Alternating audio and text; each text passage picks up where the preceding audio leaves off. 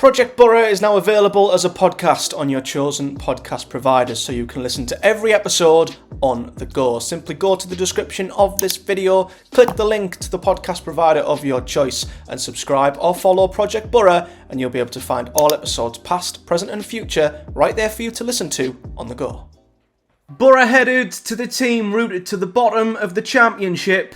We hit the bar, we hit the post, we missed sitter after sitter, and conceded from our one and only shot on target. And it wasn't even a shot. It was a f***ing cross. I hate football sometimes. As the Uruguayan curls one in. Oh, Middlesbrough take the lead!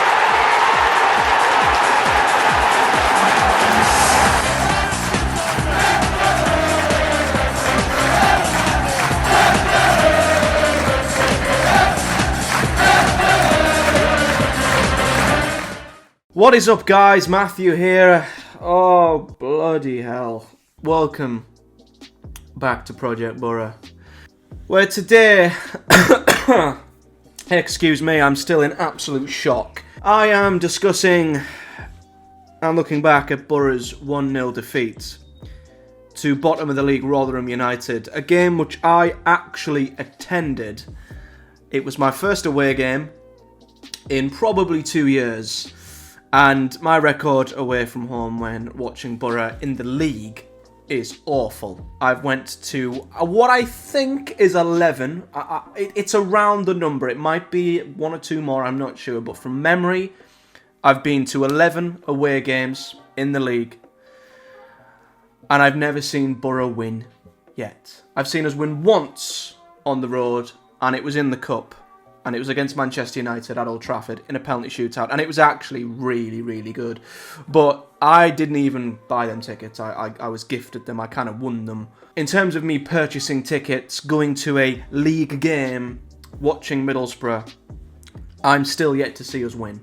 And I am in absolute disbelief as to how that is still the case in this game. This was a game you could have played 100 times. And Boro, never mind draw, Boro would have won it 99 from 100 times. The fact we didn't draw it, but we lost it, it bewilders me. It absolutely bewilders me. Because I think, played well. I didn't come away thinking that we played bad, we deserved it, we were rubbish, like we have done against lower opposition this season where we've just not turned up. We were good on the ball, we were creative, we just missed so many opportunities. And we conceded one of the flukiest goals you will ever see in your life. It was a cross. It was a terrible cross, and it found the far corner, and it was the only shot on target Rotherham had in the entire game. They were undoubtedly, and this is no disrespect to Rotherham, I'm sure their fans will agree, or the ones that have at least a level head, they were not good. They didn't create anything. They were poor. I was sat back watching them thinking this is a matter of time before Boro score one, and if they get one, they get two, they get three. Boro were absolutely dominant, and yet we've come away with nothing. Now, I will say this, the one criticism that I have to throw at Boro, and this is, doesn't matter what the scoreline, who we're playing, doesn't matter who it is, the context of it. If you are as wasteful as this, you always leave yourself susceptible to something like this happening. Now, it might not happen once every month, it probably won't even happen once every season, but in our case, it's happened here, and that is that the opposition just fluke a goal from absolutely nowhere, and you find yourself coming away from a game that I would have been extremely disappointed that we'd drawn. We've actually went and lost it. Honestly, if you were typical Boro is a term, and a lot of Boro fans will be very, very aware of the term typical Boro, and fans who maybe aren't a fan of Boro might not know what typical Boro means, but it is a term used within Boro fan base. And if you want me to define what typical Boro means, just watch this game.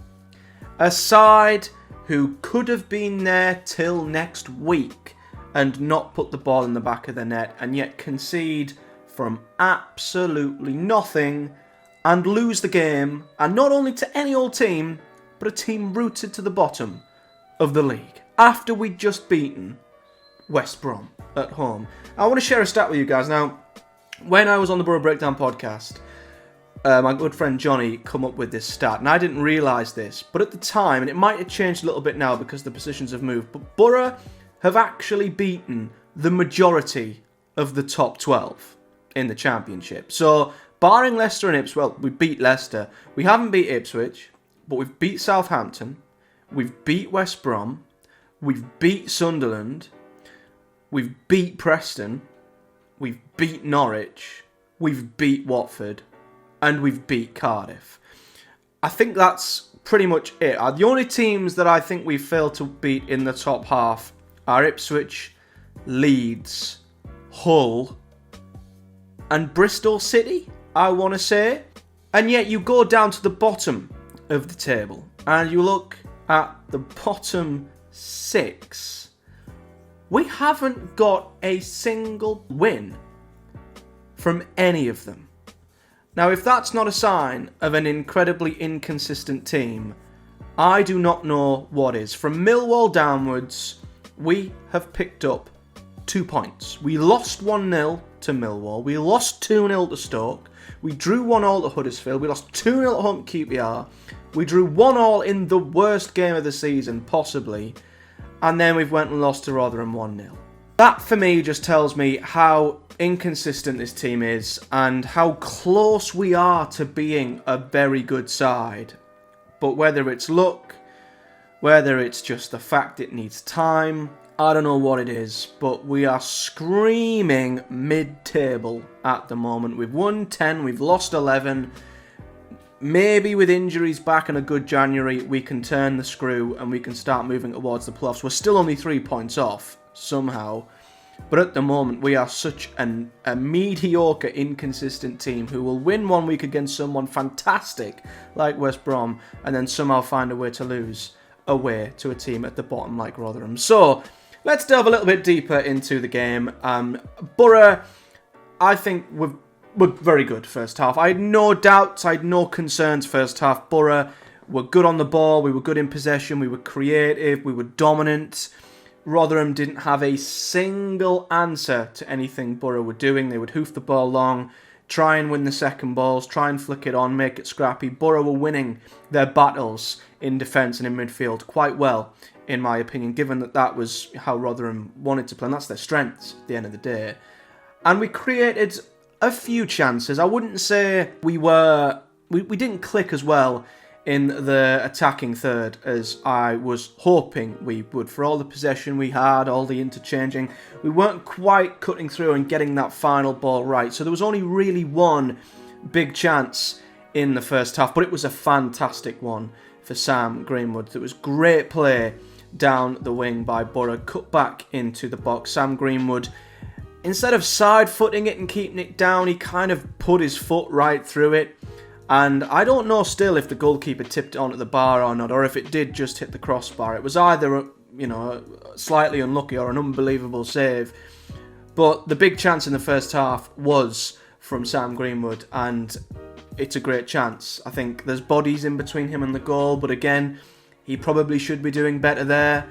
If it's a good save, then fair enough to the goalkeeper, but for me, that was a big chance that should have put us 1-0 up. And 1-0, a goal for Boro, I think the game's ours. I have no concerns if we get the first goal. But we went into half-time having kind of huffed and puffed, not really done much, hitting the bar though, and looking like the team who would get the breakthrough eventually. It was just a matter of patience and just hoping that the front four clicked, essentially. And we went into the second half and it was more of the same. Boro continued to dominate, continued to probe.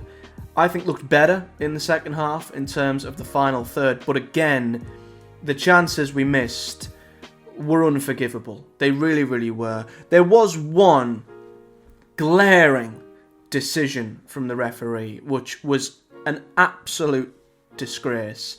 And I've got a really good clip of this that I took when I was at the game, and I am gonna upload a separate vlog from the game as like a special, vloggy type video, which I don't do many of, so that's going to be going up probably tomorrow, but, do subscribe and check that out if you are interested. But you can see by the video I took, I mean, I have never seen a more blatant penalty. The play leading up to it's fantastic. The reverse ball by Silvera is brilliant. And Bangura is in on goal. And the defender absolutely wipes him out. Completely wipes him out.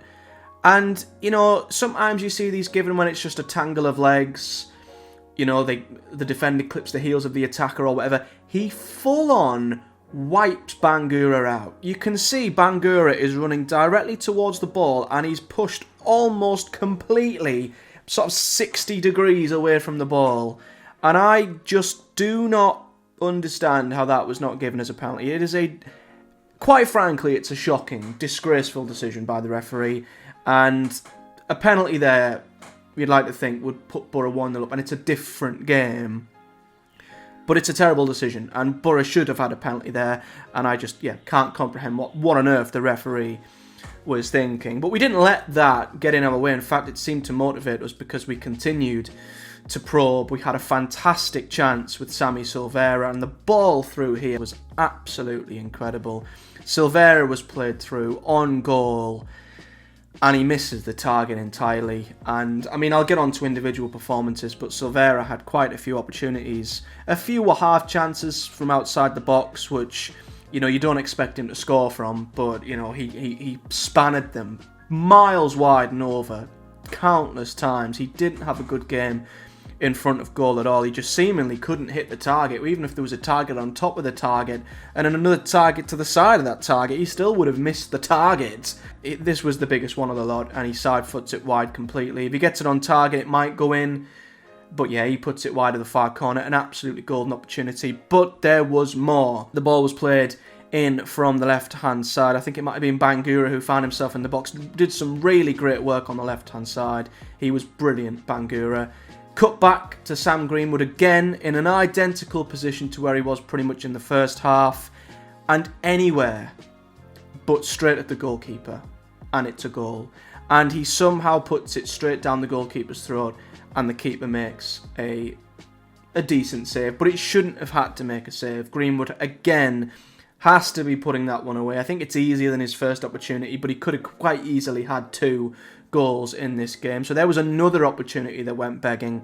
And then another big chance. This arguably probably wasn't as big of a chance, but again, it just summed up Boro's day. Riley McGree had a shot from where I think was just outside the box, and the Rotherham goalkeeper made a fantastic save, tipping it on to the post. Could have went anywhere, could have slipped in the bottom corner, happens to hit the post, go out, and is cleared by the Rotherham defender. And you know what? You just sat there thinking, this is just not going to happen for us. The writing is on the wall. What could possibly go wrong? And then Rotherham score from a cross. And there's no analysing this. There really, really isn't. They didn't have a single shot on target other than this. They didn't create a thing. They didn't test Glover at all. The fullback Bramall just slices across. And it finds itself perfectly nestling in the top corner. And I just think to myself, have we walked under 1,000 ladders, broken 1,000 mirrors, for all of Boro's poor finishing at one end, which is completely rightly criticised? We at least deserve a 0-0 from this game. But for that to go in and be what splits the two sides, I just don't have words. I do not have the words to explain my thoughts and feelings towards that. It is absolutely baffling that has found its way in. And as I say, even though Boro had corner after corner, cross after cross, you just were stood there in the away and thinking, we're losing this 1-0. It's destined to happen. Nothing is going to drop for us. And we lose the game. And I'm not disappointed by our performance. I think the performance was actually really good. And as I say, Boro have played 10 times worse than that, and probably drew and even won some games. But to come away with nothing is a sickener, an absolute sickener. And I think Rotherham will probably feel like they've won the lottery, because if they stay up, by 3 points at the end of the season, they'll look back at this game and feel like God was literally looking down on them, because they were gifted 3 points. I'm trying to not take any disrespect away from Rotherham. What I will say is when Boro were probing in the second half, they defended their box extremely well. I know Boro should have had goals before then. We should have finished our chances well before.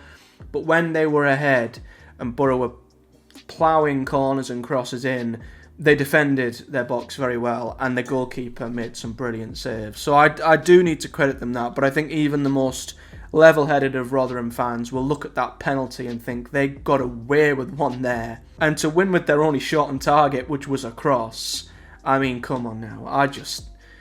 I'm bamboozled by this defeat, and I don't know when I will ever be able to make sense of it, but nevertheless, here's the Boro team then, and it was almost the same side that started against West Brom. Bangura did come in for Lucas Engel in this one, not too sure why, but Bangura was absolutely fantastic. Glover in goal, I thought he did well, literally didn't have a shot to save. Unlucky, I think, regarding the cross. I did think at first is his positioning questionable, but why would he expect that to loop into his far corner? He's clearly anticipating a cross on his toes to try and maybe collect or punch the ball. You can't blame him for that. He's not going to be glued to his line, when a cross might be coming in. So he must be sat there wondering how on earth he's not gotten a clean sheet from that game. The defence, I can't criticise either, because they did their job. I think Clark and Fry handled the physicality that Nombe and Hugel were offering from Rotherham. They handled it extremely well. I thought from the times we were tested down the sides, I thought Bangura and Dijksteel were very good defensively, and Bangura especially was brilliant down the left-hand side. He was so good up and down, very creative.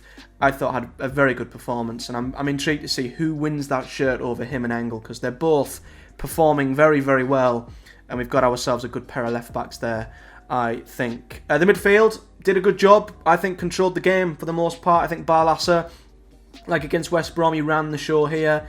He gets criticised for giving the ball away too much at times, but honestly, I like the fact that he tries these passes. He tries passes that other players wouldn't, and when they come off, like the Silvera chance, if that goes in, that assist is getting lauded.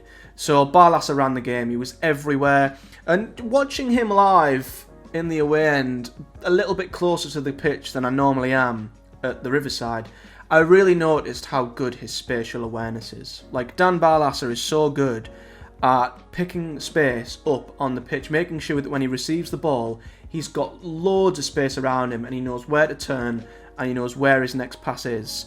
So I thought he was brilliant here against his former club, and should have had an assist quite easily. Howson, I thought, did well too. He did a bit more of the dirty business, the second balls, the tackles, but I think did a very good job. And then the front four didn't click for me today. I think Jones did pretty well down the right. He beat his man a few times, put in a few decent crosses. The rest didn't really have a good game. I think Greenwood should have had a goal at least. He missed some glaring opportunities. Rodgers was in and out the game, didn't really have that much of an effect on it.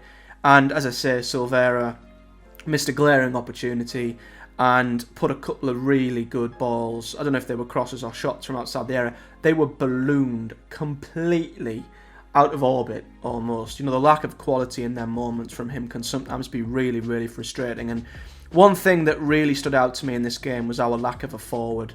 I think sometimes, depending on the opposition, you can get away with it, but I looked at this Boro side today and I thought, we are desperate for a striker. We really, really are. The lack of someone who can just take these chances, who are ruthless, they are deadly, they are potent, they're prolific. Put them in front of goal, they will finish. A striker you can hang your hat on, like a Cameron Archer. We just are so lacking of that. Even with Coburn and Lath on the pitch, they'll do a job for you once every few games, but, if you want someone who is just like ice up top, we are lacking that so much right now. And it didn't look as more apparent as much as it did out there today. Sometimes balls are going into the box, no one's anticipating them. When we are in a good position, the finish isn't there. Yeah, January is a month where we simply have to bring in someone who I think can carry the team going forward, with hopefully Lath and Coburn, if he stays, Coburn, and doesn't go out on loan. That they can still contribute and help and step in, but I do think we desperately need that number one top quality striker up front. Substitutes, we made quite a few of them. McGree come on, hit the post. I thought looked very good when he come on. Josh put himself about as well. Engel come on too. Kavanagh and Crooks late on. I think again, Carrick was criticised slightly for not making changes early enough once again.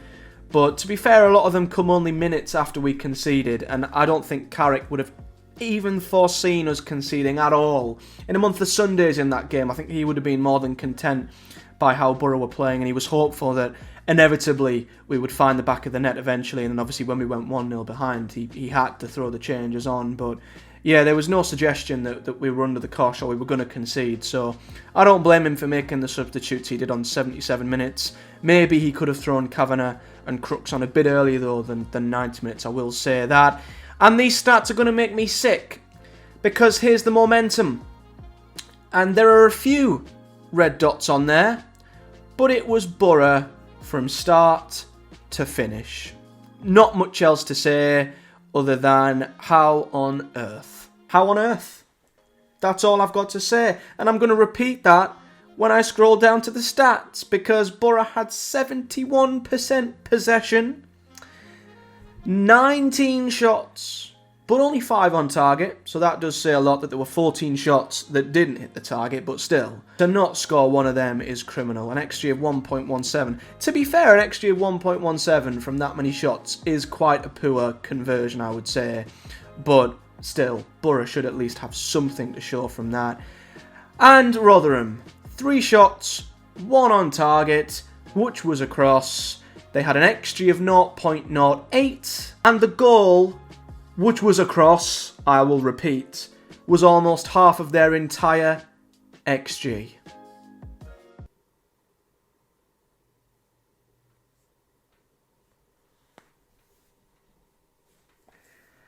I just don't get it. Anyway, let's just forget about that, because I think my mind's going to just melt into jelly if I continue to think about this game. The fortunate thing for Boro is the gap to the playoffs remains 3 points. We've not lost any ground on the top 6. West Brom have extended their lead to us by 3 points, so it's back to where it was before we played them, but the gap to Sunderland at least is 3 points. So I'm not ruling out 5th, but I'm just saying that, we are clinging on a little bit here. 3 points is a very small gap between a ton of teams. I mean, 8 teams, essentially. Or is it 9 teams, separate by 3? It's bonkers, it's mad. And I still stand behind the fact that a good run for Boro and things look very, very different. And I just hope that injuries returning, added quality in January, we can do what we did last season and go on a really good run, which will hopefully result in us powering our way into the top 6 like we did last season. Because we were in exactly the same position as this last season, and we thought there was no way, and then things just changed. So let's see how we get on, but as much as I'm trying to be optimistic about that happening, this team is just screaming 8th, 9th, 10th, at the very most at the moment. So we'll see. An important January ahead. Up next, we've got Huddersfield on the 29th. 2 teams, as you can see, absolutely riddled with injuries. I'm desperately hoping we'll get some players back for that game. But this screams a repeat for me as to what we've just had. They're a team just outside the bottom 3. Got themselves a good win over Blackburn 3-0, which will send them into this game with lots of confidence. They're at home again as well, so they're going to be thinking they can repeat that performance against Boro, and there's no reason why they can't, if I'm honest. This is an identical prospect for me. Boro heading to a team they should beat, but if we don't take our chances, I can quite easily see us coming out on the wrong side of this result. And I think back to last season's game at Huddersfield, which was an absolute horror show. We lost 4-2, you guys will remember. We conceded 4 goals in a crazy, horrific 20-minute spell. That might happen again.